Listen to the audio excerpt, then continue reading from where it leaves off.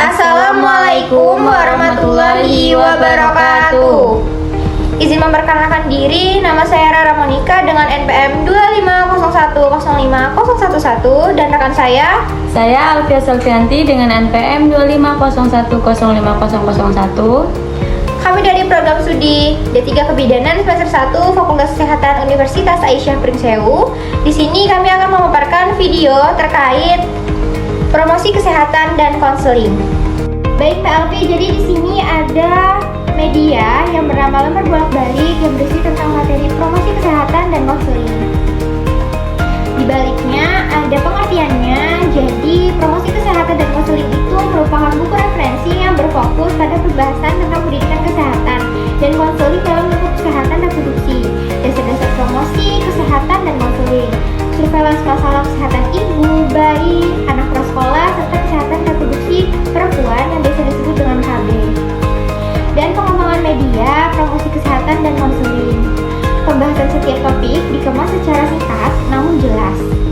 Surveillance kesehatan masyarakat menyumbangkan dan menginformasikan untuk menilai beban distributor, kejadian kesehatan yang merugikan, dan memprioritaskan tindakan kesehatan masyarakat. Selanjutnya ada poin-poin. Yang pertama ada poin A, dasar-dasar promosi kesehatan dan konseling, yang berisi tentang promosi kesehatan adalah sebuah konsep yang memegang peranan krusial dalam mewujudkan masyarakat yang sehat dan berkelanjutan. Dalam era yang serba cepat ini, di mana tanggapan kesehatan semakin kompleks, pengetahuan tentang prinsip-prinsip dasar promosi kesehatan sangatlah penting. Buku ini tidak hanya menyajikan pandangan-pandangan teoritis, tetapi juga berusaha untuk memberikan pemahaman yang komprehensif tentang praktik-praktik terbaik dalam promosi kesehatan. Selanjutnya ada poin B, identifikasi masalah kesehatan dan konseling, yang berisi tentang identifikasi masalah, perencanaan dan evaluasi sesuai siklus program perlu dipahami dengan baik dan komprehensif oleh semua kalangan demi menghasilkan program kesehatan yang tepat sasaran serta berkualitas. Buku perencanaan dan evaluasi kesehatan masyarakat. Selanjutnya poin C, surveillance masalah kesehatan ibu, bayi, balita, anak prasekolah serta KB. Jadi yang berisi tentang surveillance masalah kesehatan dapat mengetahui banyak hal tentang masalah kesehatan dan penyebab dari masalah tersebut dengan cara menganalisis data tentang frekuensi dan penyebabnya masalah kesehatan yang terjadi pada sekelompok manusia atau masyarakat.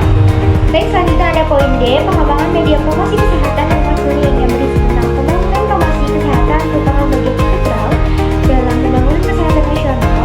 Hal ini dapat dilihat bahwa promosi kesehatan merupakan salah satu pilar dalam pembangunan kesehatan di Indonesia kita 2010. Melalui peningkatan kesadaran, kemampuan dan mampu hidup sehat bagi setiap orang agar terwujud derajat kesehatan masyarakat setinggi tingginya melalui kehidupannya masyarakat.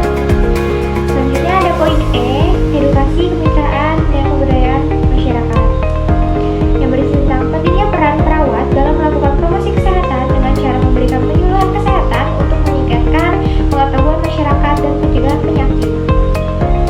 Selanjutnya ada poin F, yaitu kerjasama dalam tim untuk mencegah penyakit dan meningkatkan kesehatan masyarakat dalam lingkup kesehatan reproduksi, yang berisi tentang penelitian ini dilakukan untuk mengidentifikasi kerjasama tim perawat, mengidentifikasi insiden keselamatan pasien, dan menganalisis hubungan kerjasama tim perawat dengan insiden keselamatan pasien. Dan selanjutnya ada poin G, pendidikan kesehatan dan konseling dalam lingkup kesehatan reproduksi, yang berisi tentang peningkatan kualitas kesehatan masyarakat melalui pendidikan merupakan strategi fundamental untuk menciptakan generasi yang lebih sehat, produktif, dan sadar akan pentingnya gaya hidup sehat. Pendidikan kesehatan baik di sekolah, komunitas, maupun melalui media massa. Dan selanjutnya ada poin H, kemitraan dengan perempuan dan keluarganya, yang berisi tentang prinsip kemitraan gender dalam keluarga bisa dikatakan belum ideal. Semakin banyak perempuan yang beraktivitas di sektor publik tanpa pemahaman dan kerjasama yang baik dengan pasangan yang berujung pada goyahnya struktur keluarga. Dan yang terakhir ada poin I, pemberdayaan perempuan dan keluarganya, yang berisi tentang pemberdayaan memegang kunci pokok dalam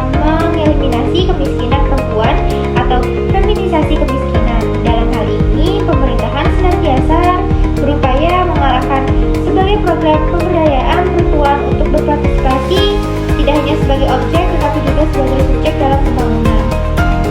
Nah, saya kan sudah menjelaskan dari poin A sampai poin I tentang poin-poin promosi kesehatan. Apakah Mbak Alfi paham tentang poin-poin yang ada di dalam media ini? Paham, Mbak.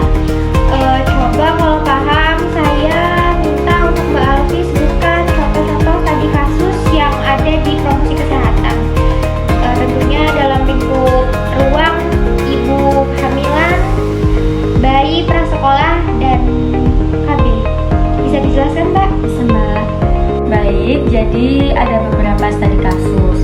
Yang pertama ada studi kasus tentang stres dan kesehatan mental pada ibu. Contoh studi kasusnya yaitu Ibu B, 32 tahun, hamil 30 minggu. Ia bekerja sebagai perawat dan mengalami kelelahan fisik serta tekanan emosional akibat jadwal kerja yang padat. Ia mengeluh sulit tidur dan sering cemas tentang persalinan. Tim kesehatan memberikan konseling manajemen stres, teknik relaksasi pernapasan dalam, serta mendorong dukungan keluarga.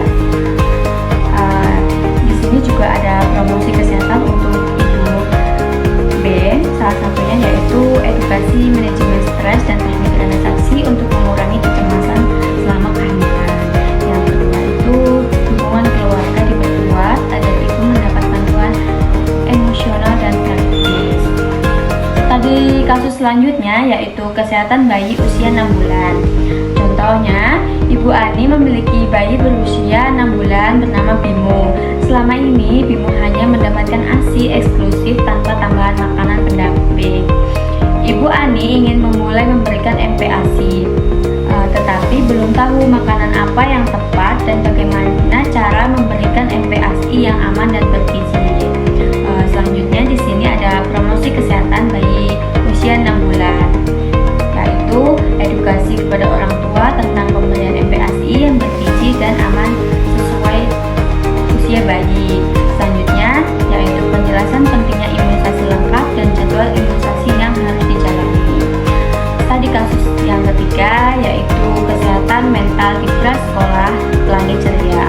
Contohnya, di prasekolah Pelangi Ceria beberapa anak terlihat mudah rewel, sulit bergaul, dan sering merasa cemas ketika jauh dari orang tua. Guru dan orang tua khawatir hal ini mempengaruhi perkembangan sosial dan emosional anak. Promosi kesehatan mentalnya yaitu guru mengenalkan berbagai emosi lewat cerita dan permainan.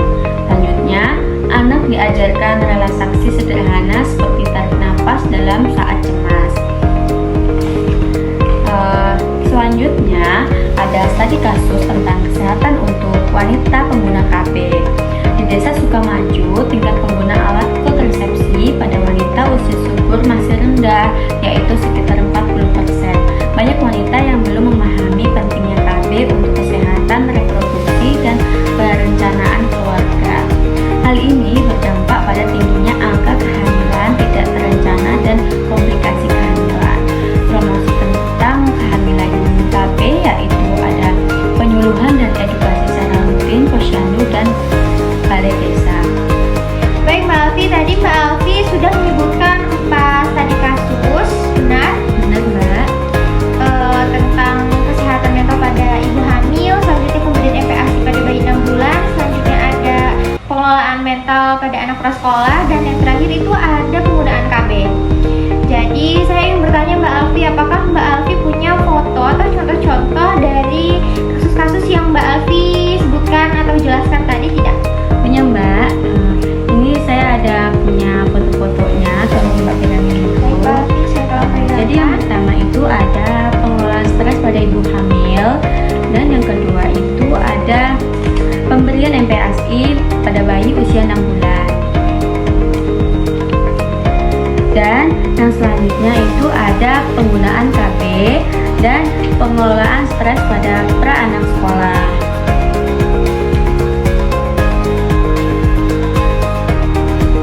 Baik, mungkin sekian penjelasan video dari kami. Kami mohon maaf sebesar-besarnya bila ada kesalahan kata. Kami ucapkan terima kasih dan kami akhiri. Wassalamualaikum warahmatullahi wabarakatuh.